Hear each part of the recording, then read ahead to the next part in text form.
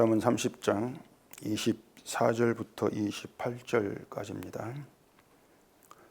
땅에 작고도 가장 지혜로운 것 넷이 있나니 곧 힘이 없는 종류로되 먹을 것을 여름에 준비하는 개미와 약한 종류로되 집을 바위 사이에 짓는 사반과 임금이 없으되 다 때를 지어 나아가는 메뚜기와 손에 잡힐만 하여도 왕궁에 있는 도마뱀이니라. 아멘. 기도하겠습니다.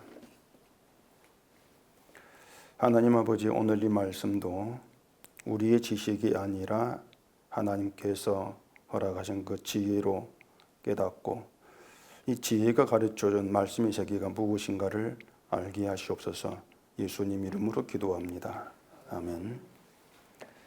자, 우리가 그 예수를 믿는다, 예수를 말하고 믿음을 얘기하고 여러 가지를 말하는데, 그런 많은 말들을 하기 앞서서 이제 반드시 확인을 하고 인식을 하고 받아들여야 되는 것이 있습니다. 자, 그건 제가 항상 말씀드리는 인간에 대한 하나님 평가예요. 하나님께서 인간을 어떻게 보시는가. 그게 반드시 여러분께 확인이 돼야 되는데,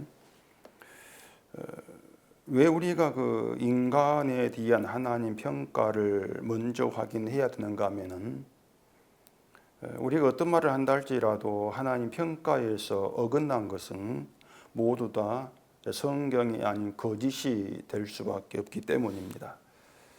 가령 하나님은 할 수 없다, 인간 할 수 없다 이렇게 평가하시는데 우리가 할 수 있습니다 이렇게 나온다면 그건 거짓된 것이 되겠죠. 하나님 평가에서 어긋나게 된단 말입니다. 인간에 대한 평가는 성경에 나와 있습니다. 다른 데가 찾을 필요 없이 성경을 펴면은 인간을 어떻게 보시는가 이 모든 문제가 나와 있는데, 그런데 사람들은 이 성경에서 분명히 확인될 수 있는 이 평가를 아예 무시해 버립니다. 무시하고 보지 않고 또 생각도 하지를 않습니다. 설령 그런 성경 내용을 본다 할지라도 나는 아니다. 자, 그렇게 자기를 또 옆으로 밀쳐 놓게 되어지는 것이죠. 그렇게 하나님 평가를 이 사람들이 거부하는 이유는 그 성경에 말한 인간에 대한 그 평가들이 자기 마음에 들지 않는다는 것이죠. 그런데 우리는 하나님의 평가가 내 마음에 들지 아니한다 그 이유를 가지고 그런 말씀들을 부정하거나 거부할 수는 없단 말입니다. 만약 하나님 평가를 부정을 한다, 또 거부한다, 그건 성경을 무시하고 그리고 나에게 좋은 대로 해석하겠다 성경을, 그런 태도일 수밖에 없는 것이죠. 그런데 그것이 이제 지금의 교회가 성경을 대하는 태도라고 할 수가 있는데, 인간을 부정적으로 말하는 그런 내용이 되겠어는 그건 지금의 인간됨과는 무관한 옛날 과거의 인간에 대한 이야기다. 자꾸 그런 시각으로 바라보려고 한다는 겁니다. 예를 들어서 에레미야 13장에 보면은 그 구소인이 그의 피부를 표범이 그의 반점을 변하게 할 수 있느냐 이런 그 말이 있습니다. 그 구소인은 에티오피아 사람, 피부가 검은 사람을 얘기하는데 그 검은 피부가 마음에 들지 않는다고 변하게 할 수가 있냐고 하는 거죠. 그 표범의 반점도 마찬가지고, 피부가 검다거나 표범의 반점이 있는 것은 그 유전자죠. 유전자 그렇게 한 것이란 말입니다. 그런데 만약 스스로 유전자를 바꿔가지고 피부나 반점을 변하게 할 수 있다면은, 그러면 악에 익숙한 너희도 선을 행할 수 있다는 겁니다. 피부를 변하게 할 수가 있다면, 그러면은 악에 익숙한 너희도 선을 행할 수가 있어. 그러니까 인간에게 있어서 악은 검은 피부를 변하게 할 수 없는 것과 같이 인간의 변하지 않은 본래적인 성질이라고 하는 것이에요. 악은 인간의 본래 성질입니다. 이처럼 그 본래적인 성질로 작용하고 있는 악에 익숙한 그 인간을 선에 익숙한 인간으로 바꾸지를 못해요. 절대 변할 수가 없다고 하는 겁니다. 자, 이것이 인간에 대한 하나님 평가예요. 자, 그런데 교회는 자꾸 악을 이기고 선을 행하라고 하지 않습니까? 선을 행위가 거의 믿음이다. 그것이 결국 하나님 말씀한 인간을 알지를 못하고 또 부인하고 거부하면서 결국 하나님을 거짓말하는 그런 일로 만든 결과가 된다고 하는 거죠. 그러면 선을 행하자고 하는 그런 사람들에게 당신은 그 말은 선을 행할 수 없다고 말씀한 하나님을 거짓말하는 것으로 만드는 것이다. 이렇게 지적하면은 그렇구나. 그렇게 자기 잘못을 인정하고 받아들이지를 않습니다. 내가 언제 하나님 말씀을 거짓말이라고 했느냐? 완강히 부인하죠. 난 그런 적이 없다. 그런 것이 악의 특성이라는 걸 모르는 것이에요. 악함이라고 하는 것은 자기 악함을 인정하지 않습니다. 절대 악은 자기를 악으로 인정하지를 않아요. 그런 내가 악함이야, 내가 악이야. 그렇게 내 존재를 인정하는 것이 아니고 나는 선하다. 쉽게 말해서 나는 믿음 가운데 있고 믿음으로 살려고 힘쓴다. 그렇게 자기 선함을 주장합니다. 근데 그게 악이라는 걸 모르는 것이에요. 악이라고 하는 것은 악을 행하는 것이 아니고 자꾸 자기를 선으로 주장한다. 하나님만이 선인데 내가 선이야. 그게 성경에서 결국 어긋난 거지 않습니까? 그걸 악이라 그래요. 그렇게 사람이 결국 악에 익숙한 그런 존재인데도 자신에게서 악함을 보지를 못합니다. 그래서 사람이 자기 악함을 보지 못한 이유가 있습니다. 이유가 뭔가 하면은 그 악함이라고 하는 것을 자기 행위에서 찾으려고 하기 때문에 그래요. 자기 행위를 바라본단 말이에요. 오늘 자꾸 내가 살아가는 행동, 행함에 악한 것이 있는가 이렇게 살피는데 그런 행함이 안 보이거든요. 안 보이기 때문에 자기 악함을 인정하지를 않는 겁니다. 오히려 믿음으로 살려고 힘쓴 흔적들이 이제 보이고 또 내 마음도 선을 행하기를 원하는 마음이야. 그렇게 생각하기 때문에 악이 안 보이죠. 악을 보지를 못하는 것이에요. 그런 인간에게 인간은 악에 익숙한 존재야. 선이 나올 수가 없어. 이렇게 지적하면 당연히 받아들일 수 없게 되어진단 말입니다. 오히려 그렇게 말하는 것이 반발을 하죠. 하나님이 그 홍수로 세상을 심판하실 때에 인간에 대한 평가가 있습니다. 사람의 죄악이 세상에 가득하다 이렇게 말씀했고 또 이 사람이 그 마음으로 생각하는 모든 계획이 항상 악하다. 그게 인간의 평가였어요. 그러니까 그 생각해 보시면은 홍수로 세상을 다 쓸어버린 굉장히 엄청난 심판인데 그 엄청난 심판을 행하기 위한 죄에 대한 것. 그 죄에 대한 것 치고는 너무 간단해요. 사람의 마음이 생각하는 모든 게 항상 악해. 그러니 내가 홍수로 너희를 다 심판해버린다. 어떻게 보면 좀 허망하다는 느낌이 들 수 있을 정도란 말입니다.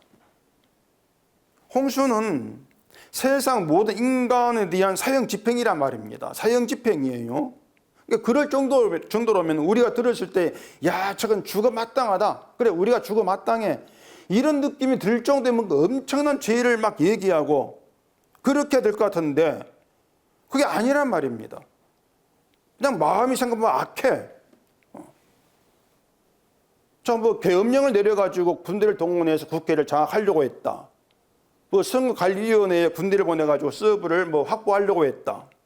그런 계획으로 실행한 것들이 실행을 했다면은 했잖아요. 이게 사람들이 탄핵받아 마땅하다 이렇게 나온단 말입니다. 그런데 그런 것들을 마음으로 생각했다. 그냥 마음으로 생각했을 뿐이다.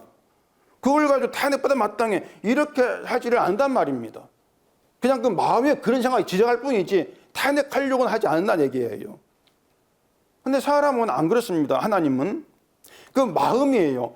마음으로 생각하는 모든 계획이 항상 악해. 그 이유입니다. 그 이유로 심판을 해버리신단 말입니다. 그러면은 그때 그 모든 인간이 홍수로 심판을 받았어. 마음이 악해가지고 심판을 받아서 죽었다고 하는 것은 모든 인간이 마음으로 생각하는 계획이 항상 악했어. 모든 인간이 악했어. 마음이 악했어. 이런 뜻이 되는 것이죠. 자, 그럼 거기에서 한 단계 더 올라가 가지고 생각해야 되는 게 있습니다. 그게 뭔가 하면은 하나님이 항상 악하다고 간주하신 것, 사람이 마음으로 생각하는 계획, 그게 뭐냐고 하는 것이에요. 어떤 계획이고 어떤 마음이었기 때문에 악하다고 간주하시느냐. 그 말씀이 뭐냐면 어떤 사람은 이런 계획을 하고 악한 계획을 하고 어떤 사람은 선한 계획을 하고 그렇게 나누지를 않아요. 모든 사람이 악한 계획을 한다. 마음이 악하다. 한 사람 예외 없이.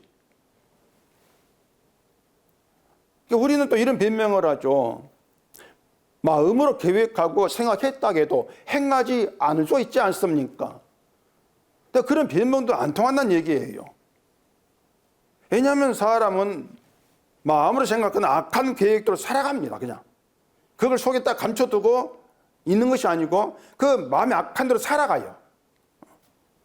그런 존재이기 때문에 왜 마음만 악한데 행함이 없는데 왜 심판합니까? 이런 변명도 통하지를 아니한다는 얘기죠. 자, 그럼 그 악함이 뭐냐? 마음의 악함이 뭐냐? 간단히 이것은요. 사람 자기를 위해 살아가는 겁니다. 그게 마음이 생각하는 계획의 악함이에요. 자기를 위해 살아간다. 다른 말로 하면은 이기적인 자기 사랑이죠.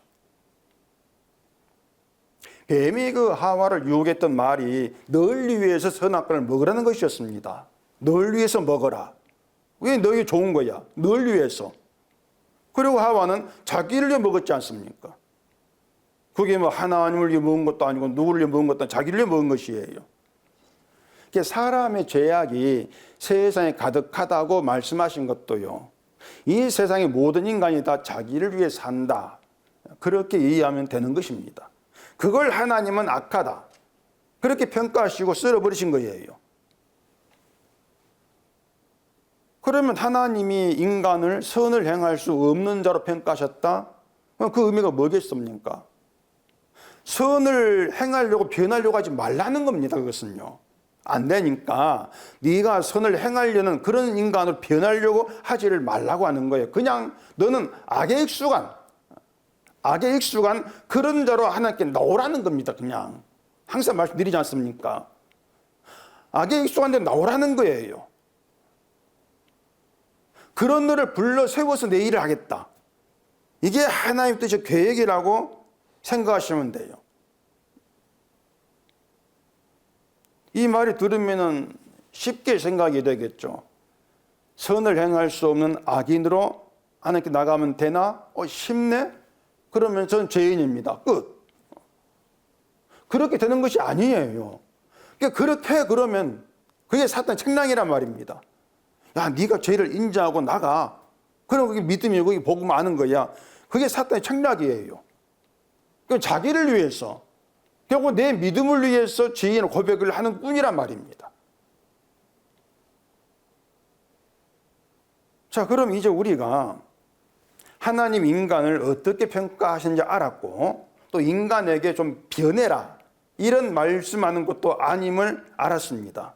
알았다면 이어서 또 생각해야 될 문제가 있어요. 악에 익숙하고 선을 행할 수 있는 그런 자로 변할 가능성도 없는 그런 인간에 대한 하나님 뜻이 뭐냐? 그겁니다. 결국 죄이고 심판할 자인데 그런 인간에 대한 하나님의 계획 뜻이 뭐냐고 하는 것이죠.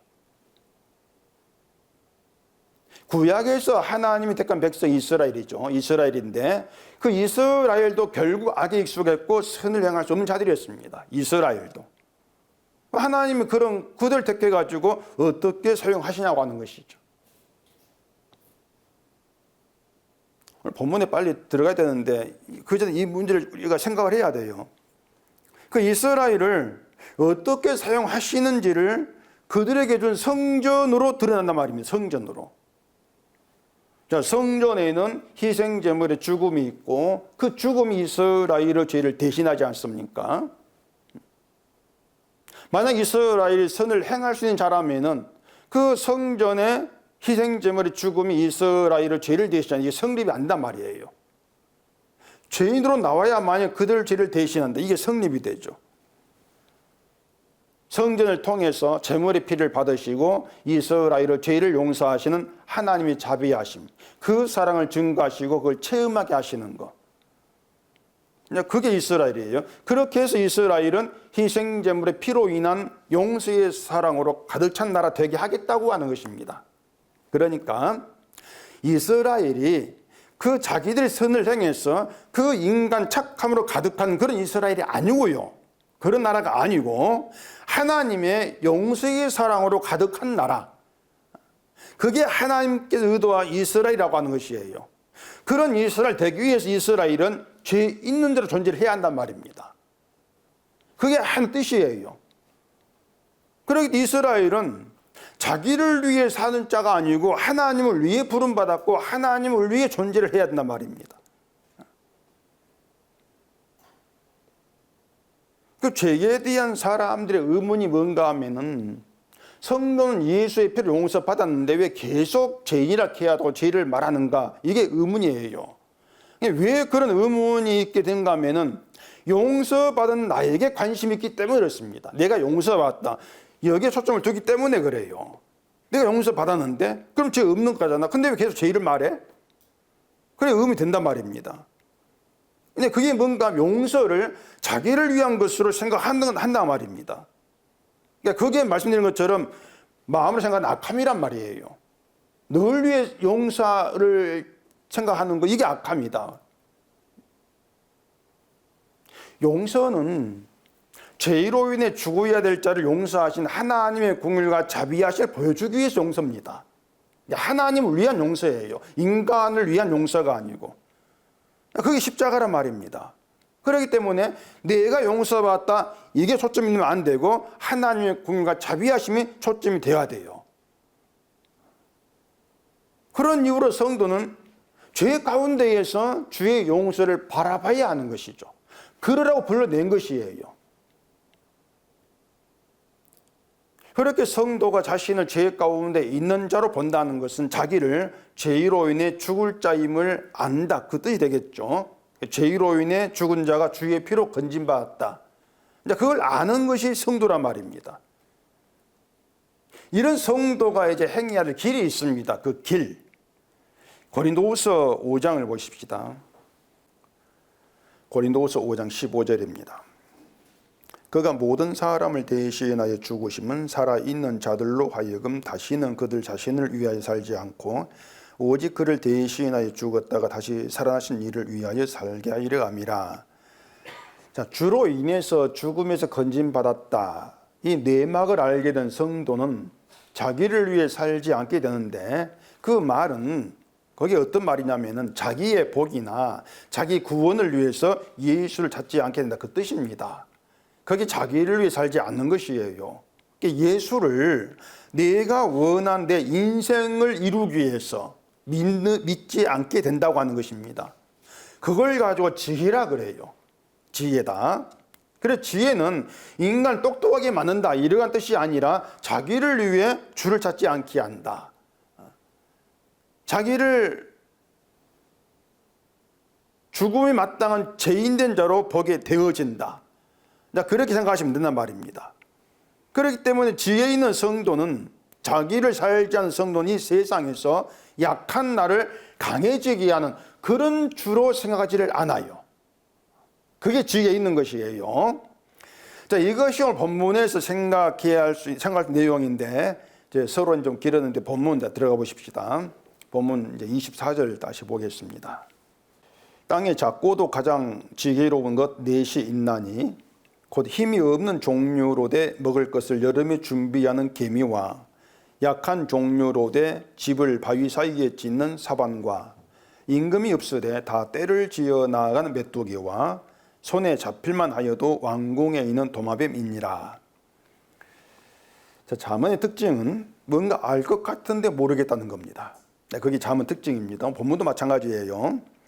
자, 땅에 있는 것 중에 가장 작은데 가장 지혜롭다고 할 수 있는 것을 얘기하죠. 넷을 얘기하는데 개미, 사반, 이 사반을 오소리라고도 하고 너구리는 사람도 있는데 너구리 보는 게 맞아요. 사반, 너구리. 다음에 또 메뚜기 같고 도마뱀이 있어요. 자, 여기서 먼저 생각해 볼 것은 땅의 작은 것이란 뜻입니다. 땅의 작은 것들이다. 이 작은 것에 해당하는 것들은 한마디로 말하면 날 때부터 작은 것, 날 때부터 작은 것이다. 이게 하나님이 날 때부터 작은 것을 나게 해서 작은 것을 살게 한다는 얘기입니다. 근데 작은 것, 개미가 하나님 우리를 왜 작은 것으로 지었습니까? 큰 것으로 바꿔주세요. 우리를 크게 해주세요. 이렇게 항변한다면 그게 잘못된 것입니까? 옳은 것입니까? 다른 모든 작은 것 다 그러해요. 내가 작아서 뭐 너무 여기저기 당하니까 나를 크게 해주세요.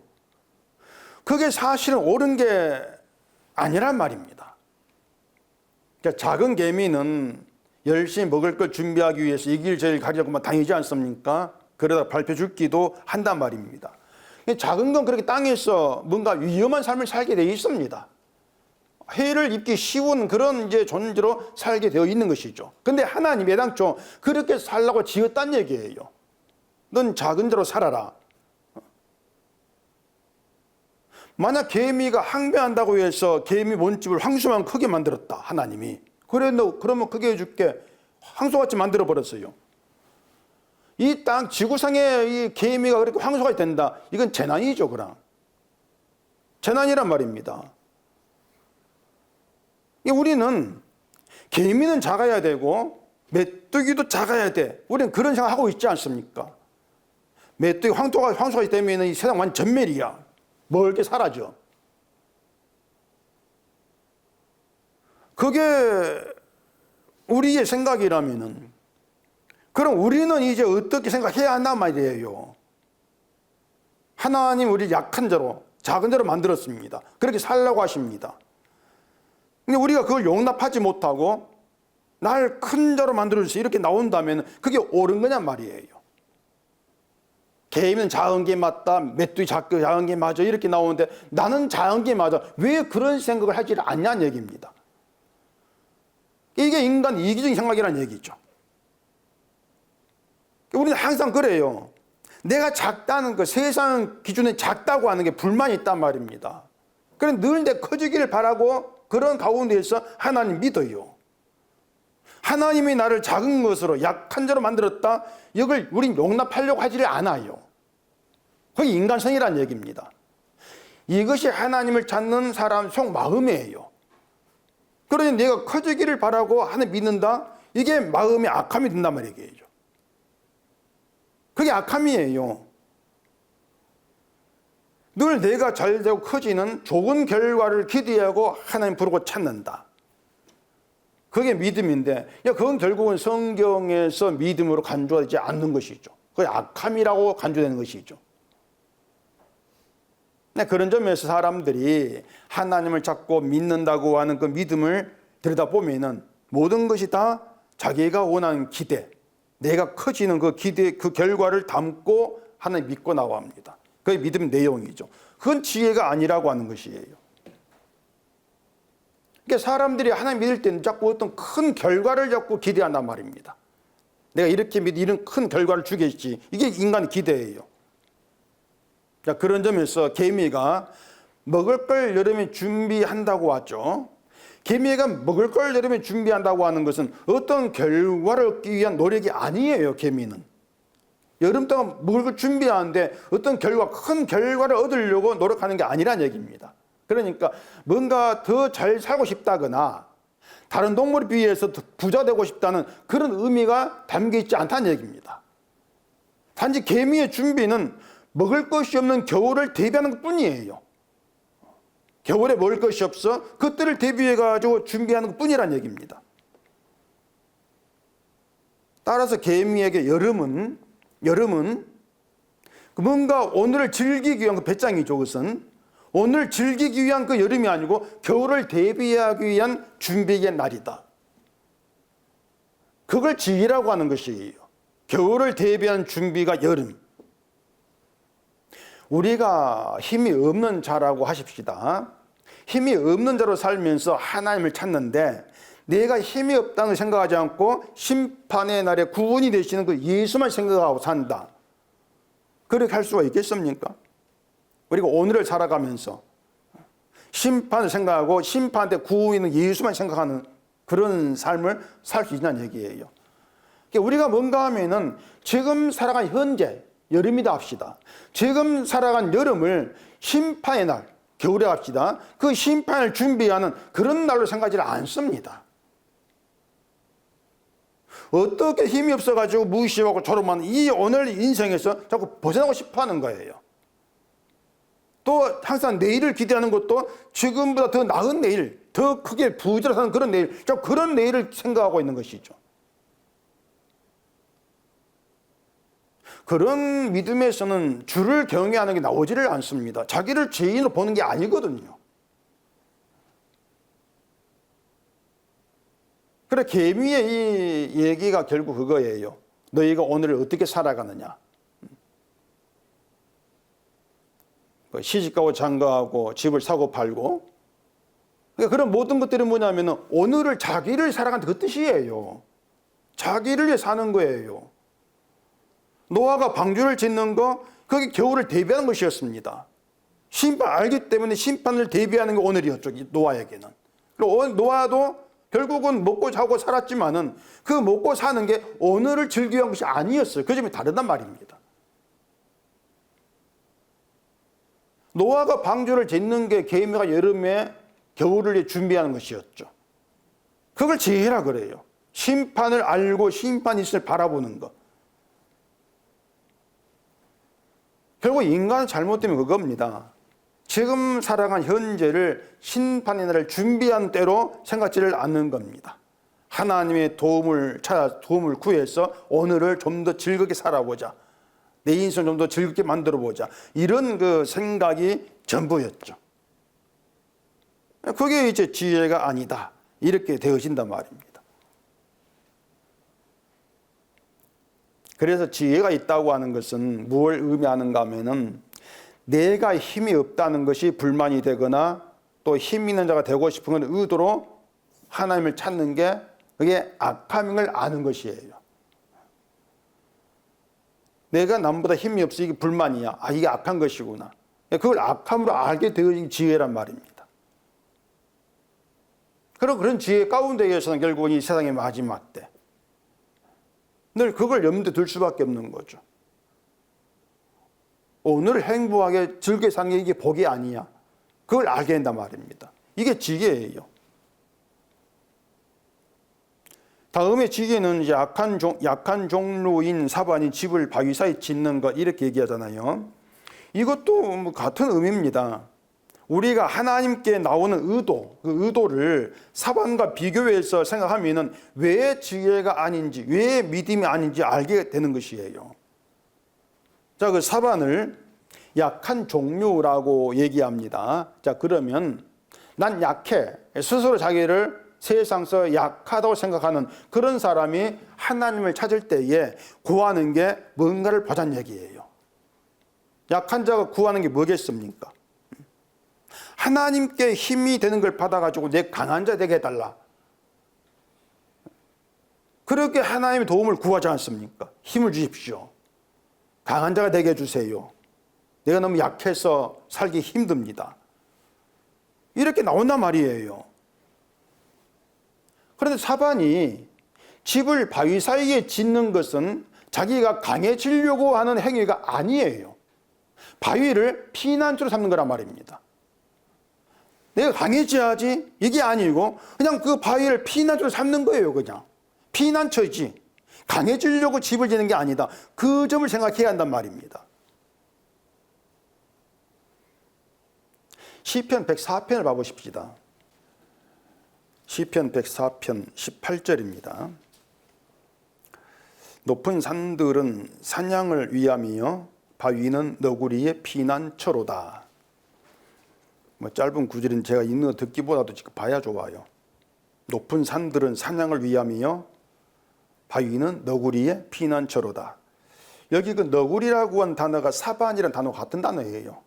그래서 사반이 너구리를 이제 얘기하는 거 보면 됩니다. 그건 중요한 게 아니고 우리가 하나님에 대해서 분명히 좀 알아야 하는 것이 뭔가 하면은 하나님은 그 믿는 자 우리를 강한 자로 만들어주신 분이 아니란 얘기입니다. 하나님은 우리에게 강한, 우리가 생각하는 그런 강한 힘이 되어주는 그런 신이 아니에요. 뭐 약한 우리에게 힘을 줘가지고 뭐 강한 그런 힘센 대로 만들고, 그래 강한 자에게 억울함을 당하지 않게 해주는 그런 하나님이 아니란 얘기입니다. 그런 하나님은 인간이 그 환상 속에 있는, 인간이 꿈에 있는 만드는 그런 신이지, 성경의 하나님 그런 하나님이 아니에요. 하나님은 약한 자에게 피난처로 함께하는 그런 하나님입니다. 그냥 피난처 되어주시는 것 뿐이에요. 하나님을 그렇게 아는 게 지혜란 얘기입니다. 그런 점에서 지금의 교회가 말한 하나님은 지혜가 없는 자가 찾고 믿는 하나님이죠. 결국 하나님이 아니라는 뜻입니다. 사람들이 그 하나같이 구하는 것, 힘을 달라는 거지 않습니까? 힘을 주십시오. 그리고 하나님이 함께 하신다는 것을 하나님이 강한 힘으로 함께해서 약한 나를 도우시고 나를 이 땅에서 해를 입지 않게 하시고, 그렇게 이제 상상을 하게 되어지는 것이죠. 그게 뭐냐면은 바위 사이에 집을 짓는 사반, 그 지혜가 아니라는 것이에요. 다시 말해서 인간의 의도는 내가 산 땅에서 강한 자로 살고 싶어 하는 것이고, 강한 나의 세상을 만들고 싶어 한단 말입니다. 그게 인간의 꿈이에요. 이 세상을, 강한 나의 세상, 어떻게든 약한 자에서 벗어나고 싶어 하는 것이죠. 그래 나의 모든 것이 자랑거리 채워지고, 그 자랑거리 우월하면 자리에 있고 싶고, 하나님을 그런 의도에서 피난처로 생각을 하는 거예요. 힘들고 어려운 일이 있을 때에 하나님 피난처 되셔서 하나님께 피하면은 그런 일로부터 벗어나게 해주신다, 그렇게 생각하지 않습니까? 그런 하나님을 생각만 해도 뭔가 좀 힘이 되고 안도가 된 느낌이 들단 말입니다. 사람들에게 나의 피난처가 되신다, 하나님께 피하면은 내 못 도우시지, 뭔가 위로가 돼요. 안도가 되고, 그런 하나님을 믿고 싶은 그 마음으로 가득 채워진단 말입니다. 그런데 막상 현실을 보면은 그 모든 말들 공허한 말로 다 그렇게 드러나지 않습니까? 다 공허해요. 뭔가 도움받고 있다, 그런 느낌이 안 난단 말입니다. 그런 점의 지혜는 우리가 어떤 자인가를 보게 해요. 그게 지혜란 말입니다. 앞서 말씀드린 것처럼 하나님 인간을 어떻게 평가하시는가, 이걸 알고 하나님 평가한 대로 자기를 바라보게 되어지는 것이, 이게 지혜 있는 것이에요. 그렇게 보면은 악에 익숙한 심판을 받아 마땅한 자가 나라는 걸 알게 되는 것이고, 그걸 알게 되어지면은 세상에서 강한 자로 살고자 하는 것은 그냥 나의 환상이구나, 망상이구나, 그걸 알게 되어진단 말입니다. 강한 자 살아봐야 그 여름이라고 한때의 일이다.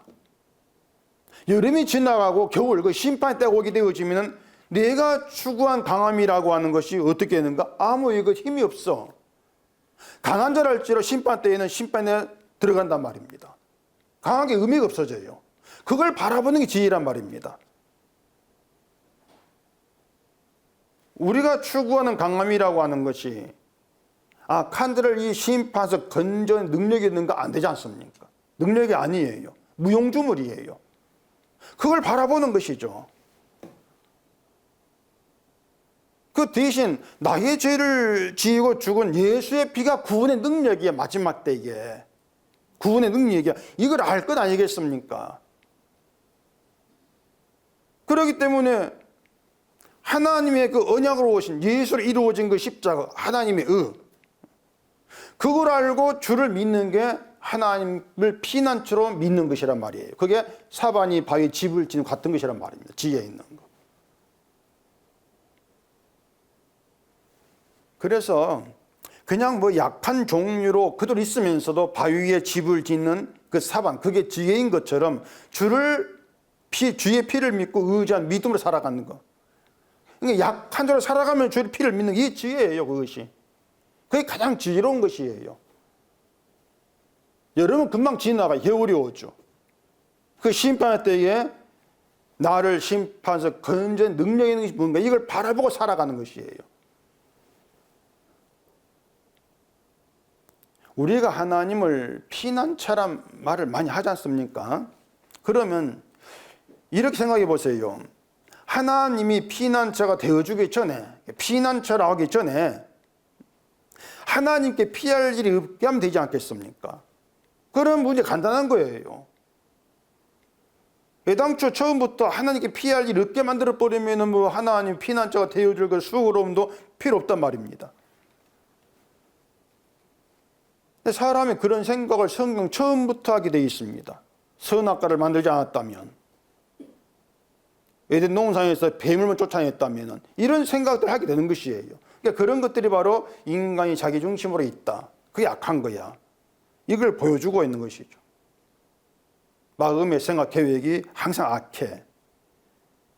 그래서 심판을 받아야 될 존재라고 하는 것은 그게 인간이라고 하는 변하지가 않습니다. 우리가 그건 끝까지 우리가 안고 가야 돼요. 심판을 받을 존재라고 하는 것. 이건 한순간으로 내려놓을 필요가 없어요. 끝까지 안고 가야 우리의 존재성이란 말입니다. 그래서 피난자가 되신다고 하는 것은 인간의 그 죄의 존재라고 하는 것, 죽음의 존재라고 하는 걸 전제하는 말입니다. 그게 피난처예요. 뭐 하나님께 피하니까 돈이 있다라 이건 아니에요.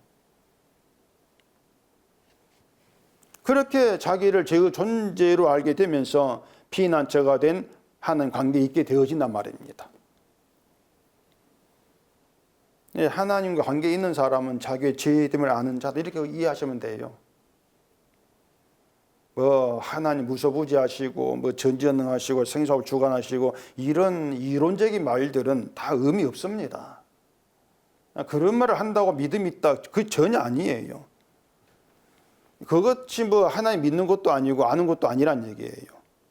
정말로 하나님과의 관계에 있는 성도인가 하는 그 문제는 자기를 죄로 인해 심판받을 자로 보는가, 그걸로 드러나게 돼 있단 말입니다. 그래서 하나님 믿어도 약한 자로 살아가는 게 변함이 없을 때 반발이 일어나는데, 내 속에 하나님이 그런 불평 반발이 있을 때에 그런 나에 대해 탄식이 나오는 거. 그러니까 왜 내 속에 왜 불만 있고 왜 그런 원망이 나오지? 그걸 가지고 구원의 불만, 염려할 문제가 아니에요. 그게 나의 악함이구나. 탄식이 나와야 한단 말이에요. 탄식이 나와야 된다. 바울처럼 내 속에 죄가 있구나. 그런 고백을 하게 되어진단 말입니다. 내 속에 죄라고 하는 괴물이 앉아있다. 자기를 그렇게 바라보게 되어지면서 결국 의지할 것은, 이런 데가 의지할 것은 십자가로 이루신 주의 의밖에 없구나. 이걸 매일같이 확인하는 것입니다. 이게 뭐다? 지혜다. 그게 하나님을 경외하는 것이죠. 지혜가 아니면 자기를 그렇게 볼 인간이 없습니다. 어떤 인간이 자기를 보고 나에게서 나온 건 죄밖에 없다, 악한 것밖에 없다 이렇게 자기를 인정하겠습니까? 인간은 그렇게 인정하지 않아요. 아니 예배 드리는 것 믿음이고 기도하는 것도 믿음이고 헌금도 믿음이고 그렇게 모두가 다 믿음으로 알고 있는데 그런 것들을 나를 위해 행하는 악함이야. 그렇게 인정할 사람이 없단 말입니다.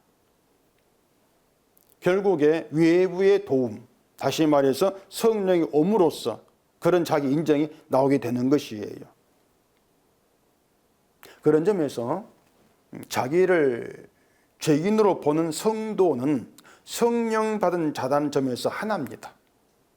자기 것을 결국엔 내가 이렇게 한다 이것이 주장이 안 나오죠.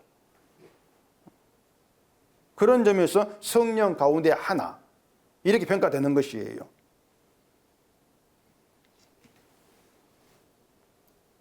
만약에 성령과 관계없이 인간의 믿음과 선 행함으로 성도가 되는 것이라면 그런 성도에는 차별일 수밖에 없어요. 행함이 다르기 때문에. 그렇게 되면 성도로 하나의 때를 지어 나아가는 그런 관계가 되지를 못하는 것이죠. 27절의 메뚜기를 보면은 임금이 없으되 다 때를 지어 나간다. 또 이걸 지혜라고 말하지 않습니까? 그 임금이 없다고 하는 것이 뭔가 하면은 명령하는 그런 존재가 없다는 뜻이에요. 임금 명령, 어명이지 않습니까? 거부할 수도 어명. 그 어명이 없는 존재란 말입니다. 어디로 가? 이런 명령이 없이 스스로 가야 될 길을 알아서 가는 게 되어지는 거예요. 이게 메뚜기, 이렇게 말하고 있단 말입니다. 이렇게 이걸 인간의 행함을 알고 있죠. 말씀을 따르는 것으로. 그건 명령을 따라 내가 행하는 것이에요. 그건 때로 나가는 그런 모습이 아니란 얘기입니다.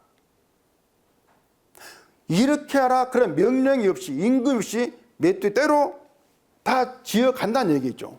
그러니까 그게 뭔가 하면은 뭔가 하라 이런 말의 의미가 없이 모두 같은 하나의 생각, 하나의 마음으로 나아간다는 얘기입니다. 그 말은 자기를 위해 나아가는 무리가 아니란 얘기예요. 만약 사람이 때가 그 모든 무리가 자기를 위해 산다면은 그 생각이 다릅니다. 흩어질 수밖에 없어요. 때로 나아갈 수가 없어요. 의견이 통일 수가 없단 말입니다. 자기를 위해 살아간다면. 같은 당에서 뭐 탄핵을 하자, 아니다, 조기 퇴진을 하자, 뭐 의견들이 막 조각조각 나누지 않습니까? 그러니까 같은 생각으로, 하나의 생각으로 때를 지어서 같은 길로 나아가는 것은 인간으로 안 돼요. 절대 인간은 그렇게 되질 않습니다. 그 때를 지어 나아가는 것은 임금 없는데 때를 지어 나아가는 것은 성령 받은 성도의 무리에서만 드러나요. 자기를 죄인으로 보는 가운데에서 주의 의가 있는 십자가로 자신이 갈 수밖에 없어요. 이거 명령이 아니에요. 십자가의 의를 알았단 말입니다. 이게 성도의 무료 교회다. 그런 점에서 교회는 임금이 없이 때를 지어 나아가는 메뚜기라고 보시면 돼요. 그 교회다. 메뚜기라고 유재석인가 나는데 유재석이 아니고 죄인임을 아는 메뚜기입니다. 다시 말하자면 때를 지어 나아가는 메뚜기에는 임금이 없습니다. 지시한 사람이 없어요. 뭐 목사의 지시를 받고 명령받고 행하는 그런 게 아니란 얘기입니다. 성에 이렇게 명령해서 이렇게 행하자 그런 것이 아니고 죄인으로서 주의 의가 있는 십자가를 피난처로 내가 그걸 집으로 알고 나가는 겁니다. 이게 성령을 따라 행하는 지혜다. 이렇게 보시면 돼요. 그 다음에 손에 잡힐만 하여도 왕궁에 있는 도마뱀 뭐 이제 이 얘기가 있습니다. 도마뱀을 손으로 잡으려고 하면은 잡히지 않고 살기 위해서 꼬리 끊고 도망가지 않습니까? 저는 해봤기 때문에 알아요. 꼬리 끊고 도망가요. 지가 끊어요, 자기 꼬리를. 이건 도마뱀이 본성적으로 행하는 자기를 지키기 위한 행동입니다. 근데 이 도마뱀이 손에 잡히는데 왕궁이 있다는 거예요, 그냥. 이걸 이렇게 생각해보세요. 그 도마뱀이 왕궁에 있다고 해서 이 도마뱀에게 무슨 이익이 있는가? 그건 사실 아닙니다. 이게 무슨 얘기냐면, 자, 왕궁이라면 누가 있습니까?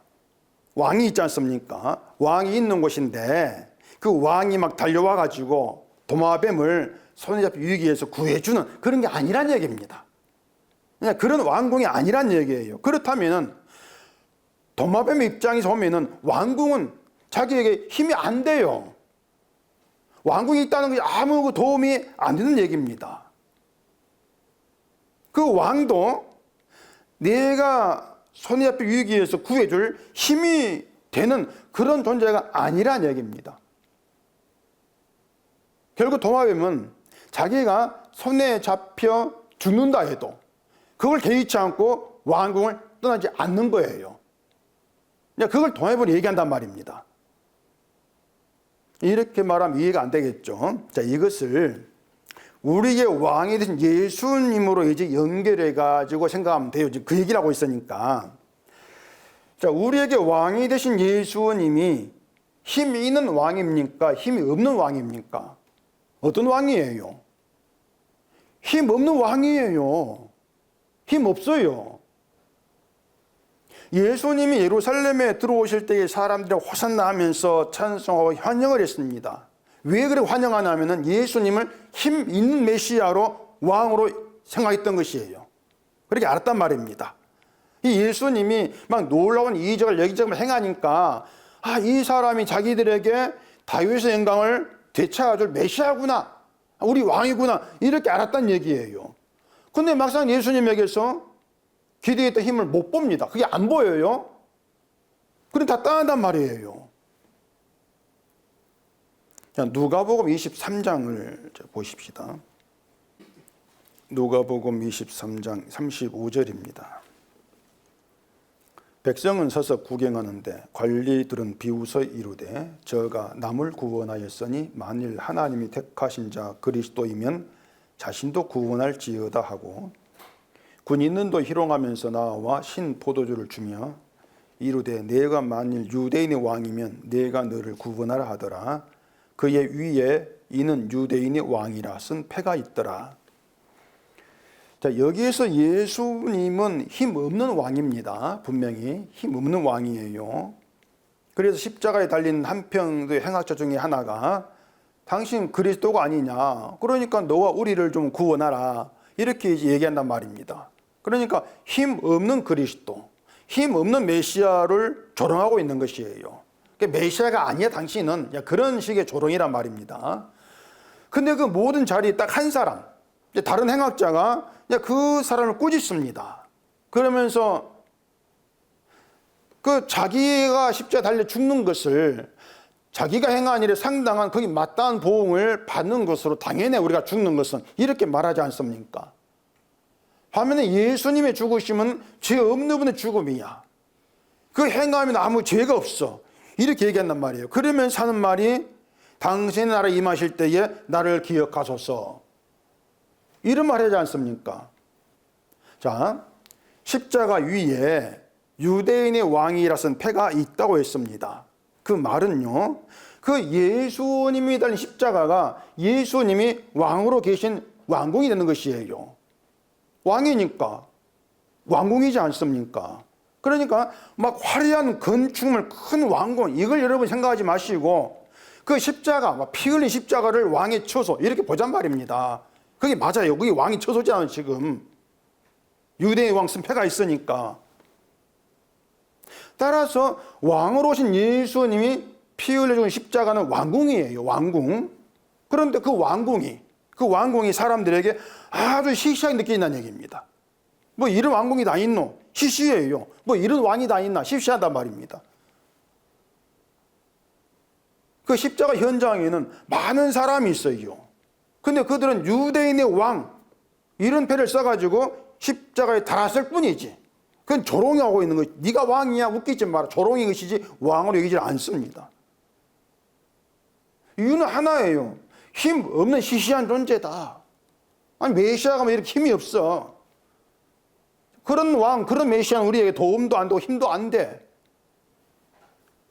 따라서 그 모든 사람들은 예수님이 왕이 되신 왕궁에 있는 게 아니란 말입니다.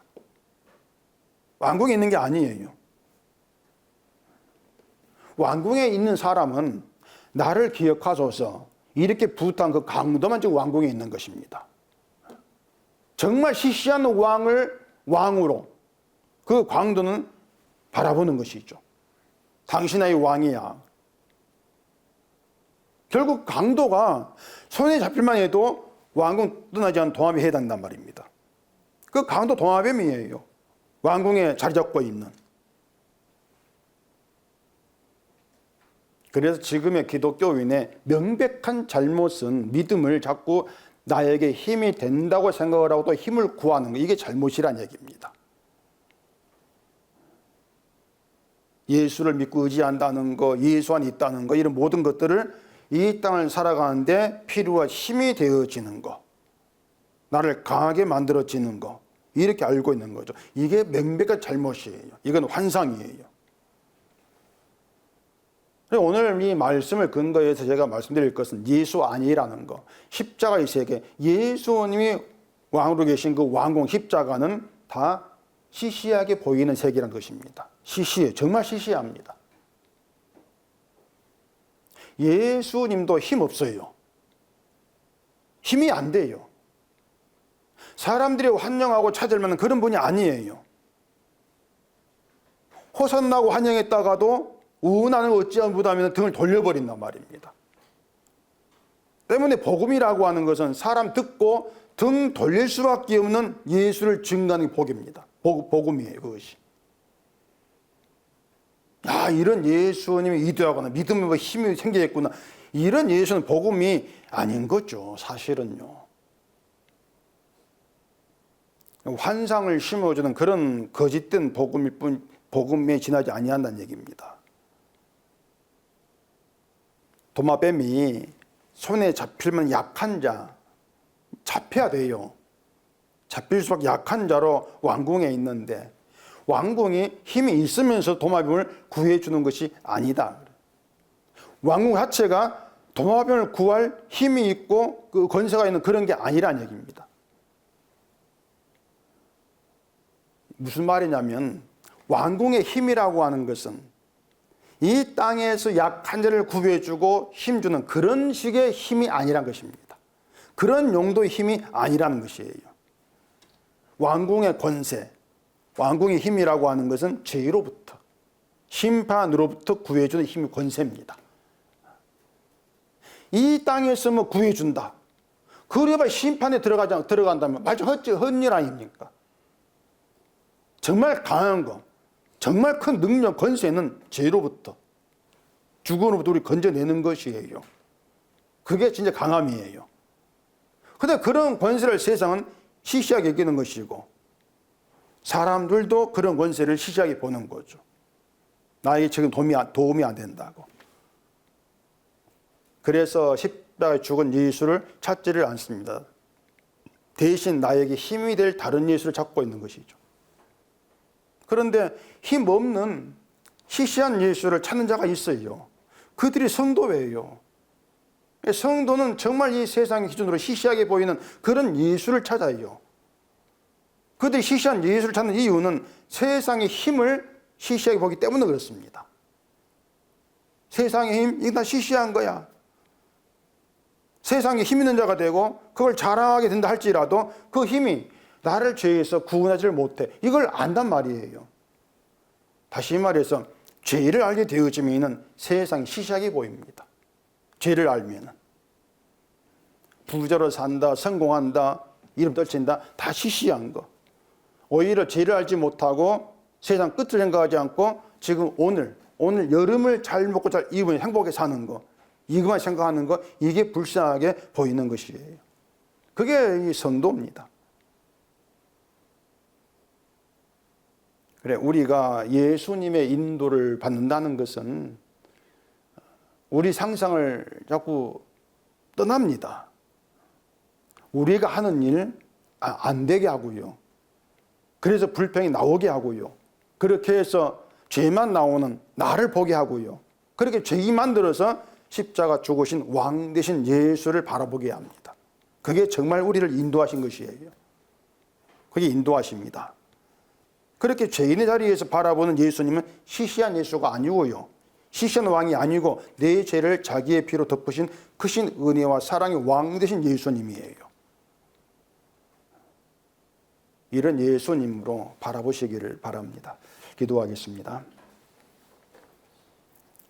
우리 아버지 하나님, 우리가 이 세상을 살아가면서 이 땅에 필요한 예수를 생각하면은 십자가 죽은 예수는 시시합니다. 도움이 안 됩니다.